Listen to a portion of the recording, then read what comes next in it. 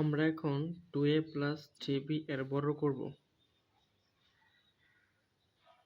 2a plus 3b whole square. দেখো এই যে a plus b whole square সমান সমান a square plus 2ab plus b square. এটা হচ্ছে বর্গের সূত্র। তো আমরা এই 3a প্লাস 2b এর বর্গ করতে হলে আমাদের খেয়াল রাখতে হবে প্রথম অংশ a, পরের অংশ কি b ধরে নিতে হবে মনে মনে।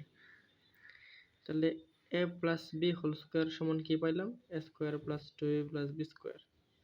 তাহলে 2a হলো a, ব্র্যাকেট দাও, স্কোয়ার প্লাস সূত্রে 2, a হচ্ছে 2a,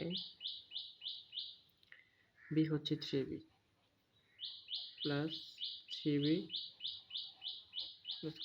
তাহলে a square plus 2ab plus square.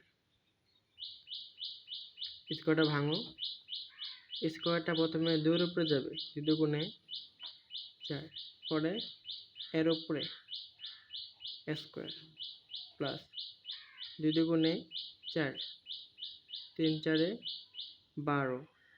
প্রথমে সংখ্যাগুলো যোগ করতে হবে, তারপর a এবং কি b।